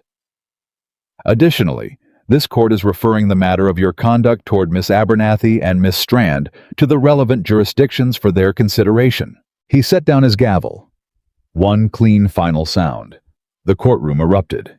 Not in cheering, this was a courthouse, and Judge Alderman's expression made clear that cheering would be poorly received, but in the sudden released noise of 83 people who had been holding themselves very quiet for 2 hours, and who could no longer manage it. Clara heard her name, heard pieces of sentences, heard the sound of benches moving as people stood. She heard Walt Renfro's voice, somewhere in the back, doing something that was not congratulation. She did not turn around to find it. Edmund Hare was shaking her hand. "Well done," he said. "That last section that wasn't in my notes." "No," she said. "I decided this morning. It was the right decision." He smiled at her, the first full smile she had seen from him. "Ruth Abernathy and Josephine Strand are going to receive copies of this ruling. I'll see to it personally." "Thank you, Edmund." She meant it in a way that went beyond the case. He nodded the way old men nod when they understand more than they say, and turned to organize his documents. Thomas was at her side. She had not heard him approach. One moment, there was space beside her, and then there was Thomas Carter, standing close enough that she could feel the particular steadiness of him, not touching, not making a production of the proximity just there. "You all right?" he said. "Yes," she said.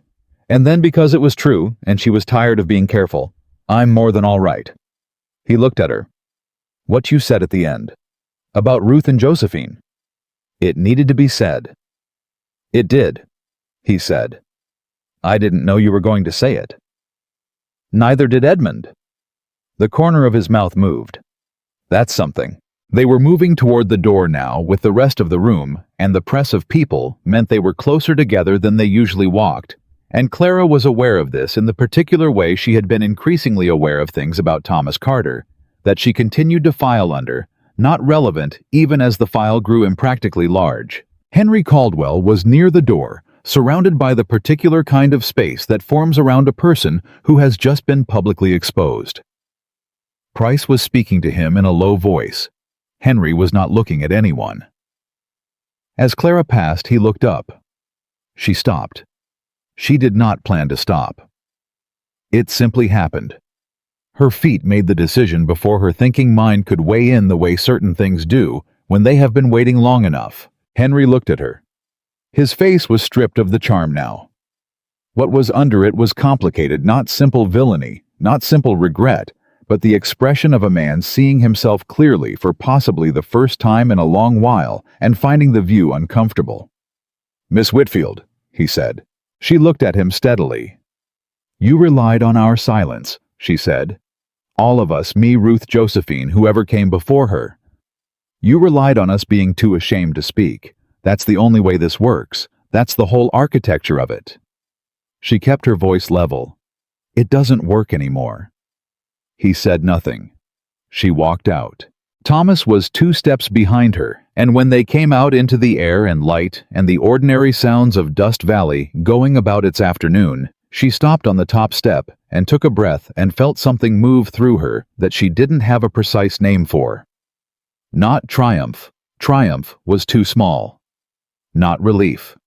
Relief implied she had been uncertain, and she hadn't been uncertain.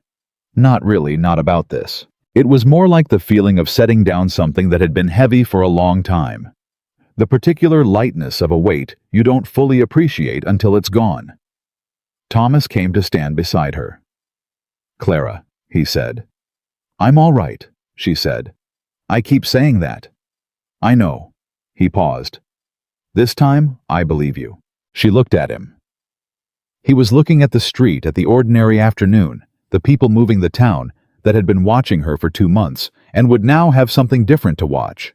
His profile was the thing she had catalogued carefully and continued to file, under not relevant, in a file that was now beyond any reasonable definition of the word. "Thank you," she said, "for today, for all of it." "I didn't do much." "You were there," she said. "That's not nothing." He was quiet for a moment. Then he said in a different register, quieter, less managed. "When you talked about Ruth and Josephine, in there." He stopped, started again. "You didn't have to do that. You had already won. It wasn't about winning."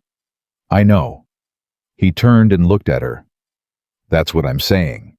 She looked back at him, and they were standing close enough that she could see the particular dark quality of his eyes in the afternoon light, and the thing she had been filing under not relevant was no longer filing quietly anywhere. It was making a considerable amount of noise. She looked away first. "We should get Eli," she said. "Yes," he said. And then, "Clara." She looked back. He said, "For what it's worth, and I understand it may not be worth much given the timing and everything you've just come through, I want you to know that the position at the ranch—" He stopped. Tried again. "What I'm trying to say is that it stopped being about the position a while ago, for me." He looked at the street again. "I'm not asking anything. I just—" He pressed his hat down onto his head with the gesture of a man who has run out of ways to be careful. "I just wanted you to know." The street went about its business around them. Clara stood very still for a moment with that knowledge sitting in her chest where the heavy thing had been, and she thought about 9 days on a train and an empty platform and $11.40 and a little boy who had run across a dining room and grabbed her dress and changed everything. She thought about the courtroom and the gavel and the word fraud spoken plainly in front of 83 people. She thought about what it meant to be decided. "Thomas," she said. "Yeah." "It's worth quite a lot, actually." He didn't look at her, but something in him shifted that release she had learned to watch for the slight easing of the thing he carried. "All right," he said. "All right," she agreed. They walked down the steps into the ordinary afternoon, and they walked in the direction of the Brennan farm, where Eli was waiting, and they walked close enough that their arms nearly touched, and neither of them moved away. Behind them, the town of Dust Valley went on with its business. But something had changed in it, in the quality of how certain people held themselves in the small recalibrations of who stood next to whom and who walked faster past the town hall steps. Something had been said in that courtroom that could not be unsaid, and the air around it was different now. Clara Whitfield had come to Dust Valley as a woman abandoned at a train station. She walked away from that courthouse as something else entirely. She did not yet have the word for it. She thought she might not need one. Some things were better understood in the way they lived in the body, in the particular lightness of the step, in the way the afternoon felt wide open rather than closed in the sound of a man's boots on the boardwalk 2 inches to her left keeping pace. They were nearly in the Brennan farm when Thomas said without looking at her, "He's going to ask what happened. Eli. He'll want every detail." "I know," Clara said. "He'll probably have follow-up questions. Probably take 2 hours to get through it. At least." Thomas said nothing for a moment. Then, "You'll be there for supper then." It was not quite a question. "I'll be there for supper," she said. And she was. Supper that evening was the loudest meal the Elk Creek Ranch had seen in 2 years. Eli had been waiting on the Brennan farm porch when they arrived, and the moment he saw their faces, Clara's and Thomas's, both whatever it was that was written on them, he had launched himself off the top step without warning, and landed between them, and grabbed one hand from each of them, and said, "You won." Not as a question, but as a statement of fact he had already decided before they arrived. "We won," Clara said. Eli made a sound that was half cheer and half something more complicated, and he held their hands, the whole walk back to the wagon, and he did not let go until Thomas lifted him up onto the seat, and even then he kept looking between them with the particular expression of a child who is doing a calculation he doesn't yet have all the numbers for, but whose answer he already suspects. At supper, he asked every question Clara had predicted and several she hadn't. He wanted the timeline. He wanted the exact words Judge Alderman had used. He wanted to know what Henry Caldwell's face had looked like when Edmund read Ruth Abernathy's testimony and when Clara described it. Eli nodded slowly, with the grave satisfaction of a child who has been waiting a long time for something to be put right. "Did he apologize?" Eli asked. "No," Clara said. Eli considered this. "Some people don't," he said. "Papa says an apology from someone who doesn't mean it is just noise." Thomas across the table said nothing. But he looked at his son with the expression he got sometimes, the one that meant Eli had said something Thomas had thought a long time ago, and had not expected to hear come back to him in a 6-year-old's voice. "Your papa is right," Clara said. "I usually am," Thomas said, and Eli threw a biscuit at him, and Thomas caught it without looking up from his plate, and Clara laughed, and that was how the evening went, warm and loud and ordinary, in the way that only extraordinary things eventually become. Later, after Eli was in bed, Clara sat at the kitchen table with a cup of coffee going cool in her hands, and the particular quiet of a house that has finally figured out what it is supposed to sound like. Thomas was across from her, not talking, which was not unusual. Thomas Carter's silences had different qualities, and she had become fluent in most of them. This one was the comfortable kind, the kind that didn't need filling. He said, "Ruth Abernathy wrote to you." She did. "You going to write back?" "Already planning to." She looked at her coffee. "I want her to know the ruling, all of it. I want her to know her name was in that courtroom." Thomas was quiet for a moment. "And Josephine?" "Her too." She paused. "Edmund is handling the formal notification, but I want to write personally. They should hear it from me." He looked at her. "You've been carrying this whole thing for 3 months. Someone had to. Clara." He said her name in the tone that meant he was about to say something he had been deciding whether to say. She had learned to wait when he used that tone to let him find his way to it without hurrying him, because Thomas Carter came to things in his own time, and trying to speed him up only made him go quiet. "You don't have to keep carrying everything alone. That's what I'm trying to say." She looked at him across the table. "I know that," she said. "I'm learning it." He nodded once. "That gravity." "All right," he said. "All right," she said back. They sat in the quiet for a while longer, and the house settled around them, and neither of them moved until the lamp burned low. The letter from Martha Colville arrived 11 days later. Clara recognized the name the moment she saw it on the envelope. The Nebraska woman who had never written back, the third name in her collection, the gap she had stopped expecting to fill. She stood at the kitchen counter and held the envelope for a moment before she opened it. Martha Colville had heard about the ruling through a cousin in Billings who had read about it in the territorial paper. The case had made the paper. Edmund had mentioned it might, and Clara had filed that away as a possibility, and then not thought about it further, and now, apparently, it was a fact the Caldwell ruling was in print, and people were reading it. And Martha Colville in Nebraska had a cousin in Billings who had sent her the clipping. Martha's letter was 3 pages long, and took Clara 20 minutes to read, not because it was complex, but because she kept stopping. Martha had been the first, before Josephine, before Ruth, before Clara. Martha Colville had been the original. She had corresponded with Henry Caldwell for 4 months in 1879. She had sold her late father's watch, her mother's brooch, and a small parcel of land to fund her travel and her preparation. She had arrived in Dust Valley. Clara felt something cold move through her, at that she had arrived in Dust Valley and found the same empty platform and the same disappearing train and the same cluster of people who knew and said nothing useful. Martha had not stayed. She had borrowed money from a church charity and gone back to Nebraska and married a decent widower the following year, and had, in her words, spent the last 6 years trying very hard not to think about any of it. But she was thinking about it now.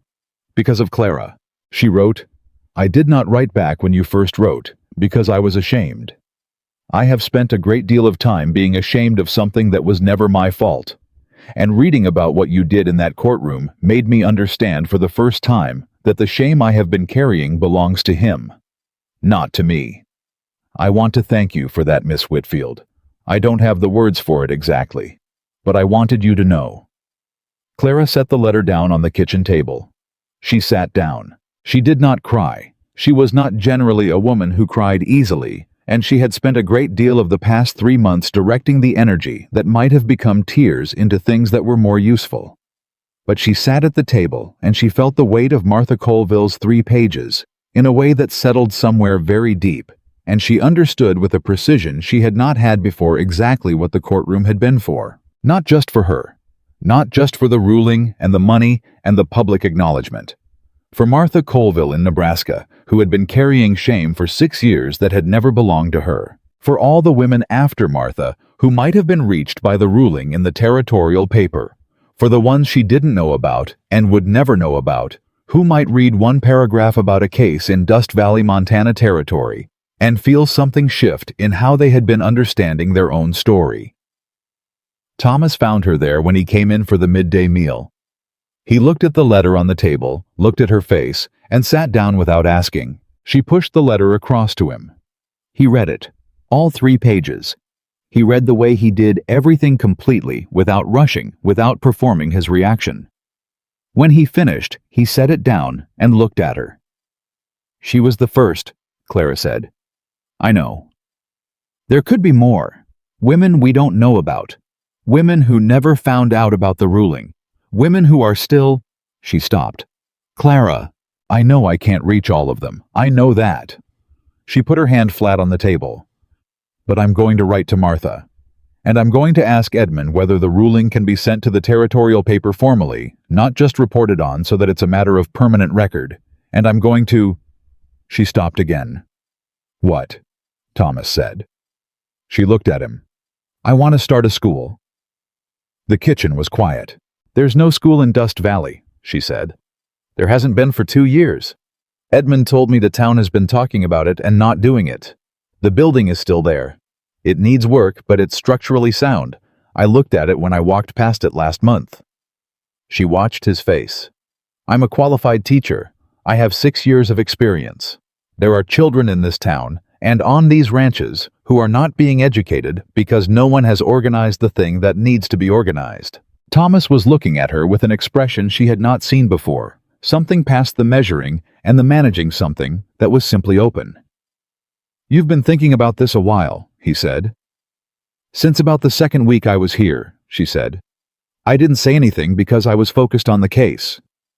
But the case is done now and—" She stopped. "It's what I know how to do, and it's what this town needs, and Eli needs it." At the sound of his son's name, something moved in Thomas's face. "Eli. He's bright, Thomas. He's very bright, and he's behind, and if he doesn't have proper schooling—" "I know," Thomas said. It came out slightly rough. "I know he needs it. I've known it." He looked at his hands. "I just haven't—" "You've been keeping the ranch running," she said, and her voice was gentler now. "You've been doing what you could do. That's not a failure. That's what was possible." He looked up at her. "You've got a specific way of letting a man off the hook," he said. "I'm not letting you off anything," she said. "I'm just being accurate." The corner of his mouth moved. "What would you need for the school?" "Community support. A petition to the town council. Martha Brennan will sign it the moment I ask, and where Martha Brennan goes, half the town follows. Funding for basic supplies. Someone to help repair the building." She paused. "And Eli. I'd need Eli there every day. He'd be my best argument for why it works." Thomas was quiet for a moment. Then he said, "You're going to do this regardless of what I say, aren't you?" "I'm asking you," she said. "That's not the same as regardless." "It's close," he said. But the word was warm. He said yes. Martha Brennan signed the petition the same afternoon Clara asked her. By the end of the week, she had 14 signatures. By the end of the following week, she had 31, and the town council had agreed to meet, and Edmund Hare had offered to speak on the matter of the building's legal status, which had been in a form of municipal limbo since the previous teacher had left. The council met on a Tuesday. Clara presented the case the way she had presented everything in the past months, clearly, factually, without drama, letting the substance carry the weight. She named the number of children in the district without schooling.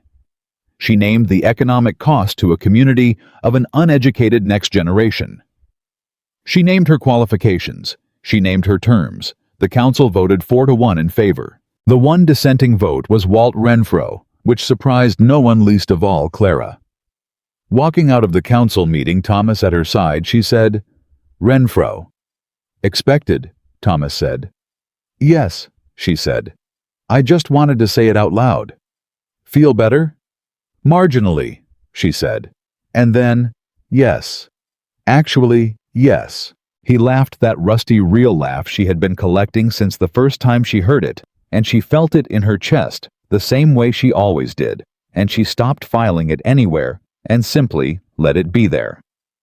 The school opened on a Monday morning, 6 weeks later, with 11 children, and Eli Carter, sitting in the front row with his slate and his pencil and the particular expression of a person who has been waiting for something and is trying to contain how much. He could not quite contain it. His leg was bouncing under the desk. When Clara called the room to attention, and the other children went quiet. Eli went quiet too, and then he looked at her with those dark eyes, and she saw in them something she had been watching for. Without knowing she was watching the absence finally of that particular quality of grief that had made him seem older than 6. Not gone, not finished, but moved over enough to make room for something else. Clara said, "Good morning." 11 children said good morning back. She started teaching. The evening of the school's first day after supper, after Eli had talked without stopping for 37 minutes about everything he had learned, and several things he planned to learn tomorrow, after Thomas had gotten him to bed by the reasonable application of firm parental authority, and one bribe involving an extra biscuit. After all of that, Clara sat on the front porch in the last of the day's light and let herself be still. She heard the door. Thomas's boots. He came and stood at the porch rail with his coffee looking out at the property, and she looked at him, and she thought about the morning in May when she had arrived at an empty train station with $11 and a counted purse, and a belief she had been so certain about, and a plan that was already in pieces. She thought about every step between that morning and this one. "Thomas," she said. Do you remember what you said to me the day I accepted the position?" He thought for a moment. "I said it wasn't charity. You said it was a fair wage and a room of my own." She looked at the darkening hills. "That mattered more than I told you at the time. That you made it clean, no debt implied, no favor to be repaid." He was quiet. "You would have refused otherwise." "Immediately," she said. "I know." He turned from the rail and looked at her. "That's why I said it that way." She looked back at him. "You knew that about me that quickly." "You'd been sitting in that dining room for 2 hours after having your life fall apart," he said. "And your back was straight the whole time." "Yes, I knew." The quiet that came after that was not the comfortable kind or the managing kind. It was something else, something that was done, waiting, done, being careful, done filing itself under headings that had stopped being accurate a long time ago. "I'm not the housekeeper anymore," Clara said. "No," Thomas said. "You're not. I'm the schoolteacher." "You are." "Which means the arrangement has changed." "It has." He set his coffee down on the porch rail and turned to face her fully, and the last of the day's light was in his face, and he looked like a man who has been decided for a while and has been waiting for the moment to say so. "Clara, I'm not good at I don't come to things fast. You know that." "I know. And I don't make speeches. You know that too." "Thomas," she said it gently. "I know. Say what you're trying to say." He looked at her. "I'd like you to stay," he said. "Not as the school teacher. Not as anything arranged or organized or paid for. I'd like you to stay because this is your home now, if you want it to be. Because, Eli," his voice changed slightly on his son's name, "because Eli has not bounced his leg under a desk from pure happiness in 2 years, and that's on you.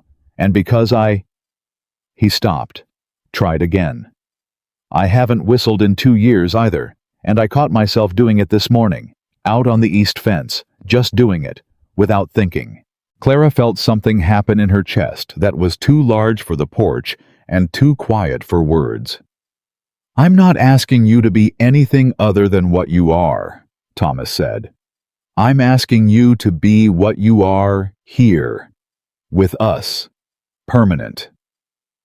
The hills were purple in the last light. The cattle made their evening sounds. Inside the house, somewhere above them, Eli Carter was asleep with his slate and his pencil on the nightstand, and 11 things he planned to learn tomorrow. "I came to Montana looking for a husband," Clara said. Thomas waited.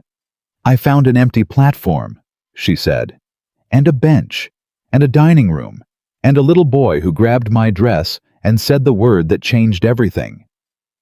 She looked at Thomas. "And a man who told me it wasn't charity, who stood in a courtroom without being asked, who caught himself whistling on the east fence." Thomas's jaw moved. He said nothing. "Yes," Clara said. "I'll stay." He crossed the porch in 2 steps, and she stood, and the space between them closed in the way it had been closing for months. Not suddenly, not dramatically, but with the inevitability of 2 things moving toward each other that had been moving toward each other since the beginning. That had always been going to end up here in this particular patch of evening light, with the sound of Montana all around them, and a house behind them that was warm. He held her like a man who had been very careful for a very long time, and was done being careful now. And she held him back the same way. They stood like that for a long time. Inside, Eli slept. The ranch settled into night. The east fence held as it had been holding, as it would keep holding, as long as someone was there to tend it. Martha Colville in Nebraska was writing a letter to her sister.